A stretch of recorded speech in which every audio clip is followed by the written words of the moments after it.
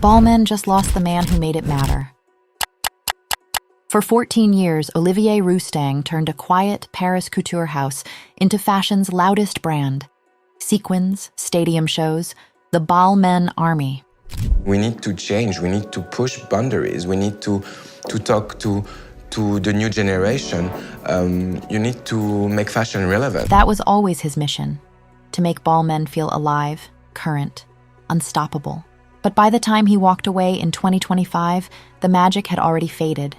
The fame, the followers, the celebrity noise, all still there, yet somehow it no longer hit the same. So, what happened? How does a brand that built its empire on spectacle lose its place while the lights are still on? This isn't a personality story. It's a brand story. Balmain mastered the art of being seen, then discovered that visibility isn't the same as relevance. To understand the end of an era, we have to trace how a post-war couture house became a pop phenomenon, and why the formula that made it explode stopped working. Because when visibility outlasts relevance, the real question is simple. What's left? To understand what Balmain became, you first have to remember what it was. When Olivier was appointed creative director in 2011, he was a 25-year-old unknown. He inherited a house with a prestigious name, but one teetering on the edge of another identity crisis. He wasn't a Paris insider or an established creative visionary. He was a young studio designer suddenly asked to carry one of France's oldest couture legacies into the digital age. His appointment shocked the industry, not just for his age, but for what it symbolized. A new, untested generation replacing the old guard. Balmain had been a Paris legend once. Founded in 1945 by Pierre Balmain, it became a pillar of post-war elegance. Where other designers offered restraint, Balmain celebrated abundance. His Jolie Madame silhouette, narrow waist, sculpted shoulder, lavish draping, gave women confidence and spectacle at a time when Europe was rebuilding. The embroidery, the structure, the poise, every detail reflected a house obsessed with beauty as discipline. For decades, the brand represented a refined, aristocratic kind of luxury that didn't need to explain itself. Owning Balmain meant belonging to a certain world, one where elegance and order still mattered. But that order didn't survive its founder. After Pierre's death in 1982, the house drifted. Designers came and went, each trying to modernize a name built on old-world glamour. Even Oscar de la Renta, who led the brand from 1993 to 2002, couldn't make it relevant again. His collections were graceful and exquisitely made, but they belonged to another decade. Balmain was profitable, yes, but absent from the conversation. A couture name outpaced by Dior's reinventions and Chanel's dominance. By the early 2000s, it had become a sleeping giant, more museum piece than movement. Then, in 2005, came Christophe Decarnin, the anti-couturier. He tore through Balmain's prim DNA with pure rock and roll adrenaline. Gone were the ball gowns. In came micro-minis, metallic studs, and power shoulders so sharp they looked like armor. The new Balmain was decadent, electric, and unapologetically expensive. A single jacket could sell for over $10,000. His collections turned front rows into flashbulbs. The brand became the emblem of the 2000s party era, a uniform for heiresses, pop stars, and anyone chasing the kind of fame that never slept. For a moment, Balmain was the most talked about brand in Paris. But behind the noise, exhaustion crept in. Decarnin's perfectionism, his isolation, and the relentless pressure of a brand suddenly back in the spotlight began to show. He missed his own 2011 show, and within weeks, the house was leaderless again. That's when fate and a little risk entered the picture. The owners promoted a 25-year-old from the design team, Olivier Rousteing. Young, ambitious, and determined to prove that luxury didn't have to whisper, he arrived at a time when fashion was still ruled by editors and gatekeepers. Where others saw chaos, he saw a blank canvas. He didn't just want to revive Balmain, he wanted to make it impossible to ignore. When Olivier took over in 2011, most of the fashion world had one question: who? He was 25, virtually unknown, and following a designer who had turned Balmain into a headline machine. Yet, within a year, Olivier had managed the impossible. He made himself the headline. From the start, he understood something that few luxury houses did: that fashion was no longer just about the runway. It was about narrative, about identity, about being part of a story people could share. And the new stage for that story wasn't Vogue, it was Instagram. Olivier was one of the first creative directors to use the platform not as marketing, but as theater. He posted fittings, parties, sketches, even selfies in the atelier. He made Balmain feel alive, accessible, and global, like luxury with a heartbeat. His strategy was simple but revolutionary: turn fame into fabric. Olivier built what he called the Balmain Army, a cast of supermodels, musicians, and influencers who embodied his vision of diversity and power. Kim Kardashian, Rihanna, Jennifer Lopez, Gigi Hadid. They weren't just muses, they were collaborators, megaphones for his aesthetic. Every red carpet moment, every selfie, every runway cameo became part of one continuous campaign. Balmain wasn't selling clothes anymore. It was selling participation in a world. The look matched the message. Olivier blended couture craftsmanship with pop star bravado, crystal-studded jackets, corseted dresses, slick military silhouettes. Everything was recognizable, photogenic, and designed to dominate feeds. Critics sometimes mocked it as bling couture, but commercially, it was gold.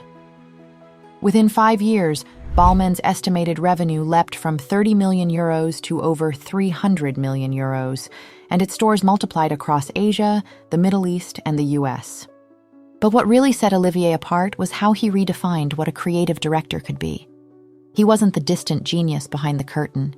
He was the protagonist. A young, mixed-race designer from Bordeaux leading a historic Parisian house, he represented a new kind of fashion power. Self-made, hyper-visible, unfiltered. For a generation that had grown up online, he wasn't just selling luxury. He was the product of it. Balmain's social media empire grew faster than most fashion houses could comprehend.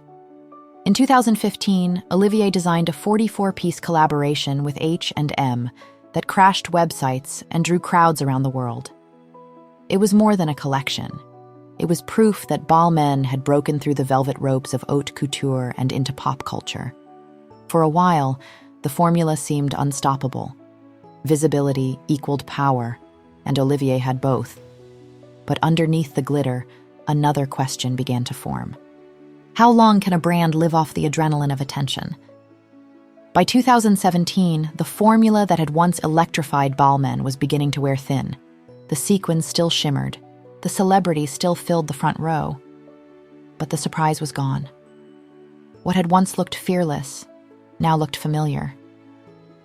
The runway shows felt like reruns of their own success, louder, brighter, but not necessarily new. Olivier had built a world where visibility equaled relevance. But in a landscape suddenly obsessed with understatement, the rise of quiet luxury, Bottega's minimalism, the Rose restraint, Celine's intellectual polish, Balmain's maximalism began to feel out of sync. Critics who once praised its confidence now called it predictable. The same hashtags that made the brand famous became reminders that the internet moves faster than fashion can reinvent itself. Still, the business held strong. Backed by its Qatari owners at Mayhoola for investments, Balmain expanded its retail footprint and diversified into accessories and fragrance. The numbers looked good on paper. But behind the scenes, Olivier was running on fumes. In 2020, a fire accident at his home left him with severe burns, an event he kept private for a year before sharing it in an emotional Instagram post. The honesty resonated. For the first time, the man behind the spectacle showed vulnerability.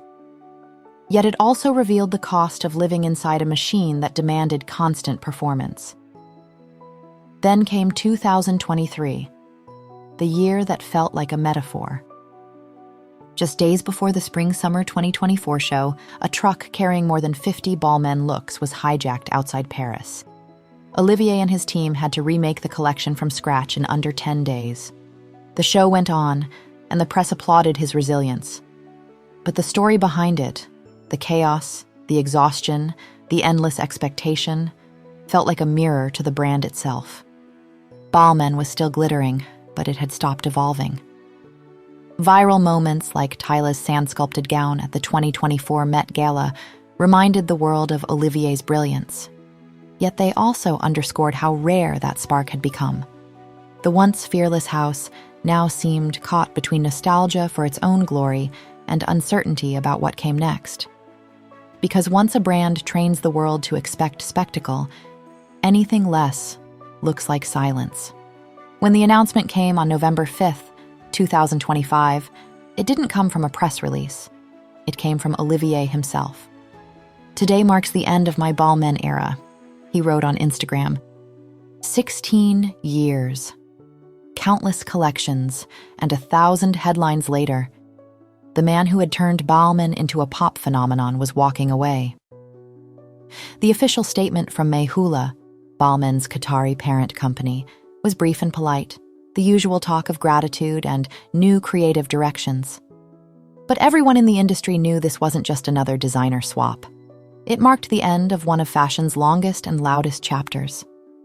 Olivier had entered Balmain as a disruptor and left as an institution, which, ironically, was the very thing he had once rebelled against. The fame, the spectacle, the army of celebrities. It all became the brand's identity.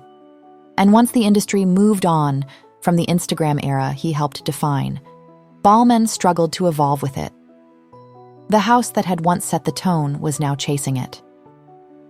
His departure came at a time when nearly every major luxury brand was reshuffling.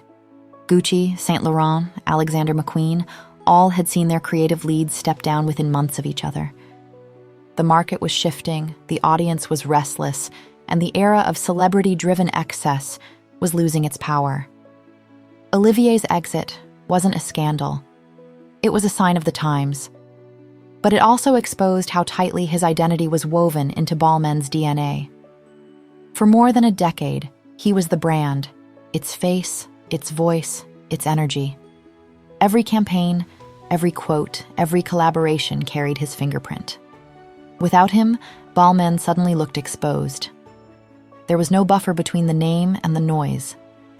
Inside the industry, reactions were mixed. Some praised him for modernizing a heritage house that could have easily faded into obscurity.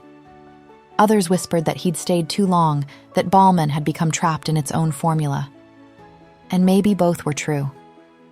He had built a brand that thrived on constant attention, but when the spotlight became the strategy, it left no room for evolution. 16 years is a long time in fashion.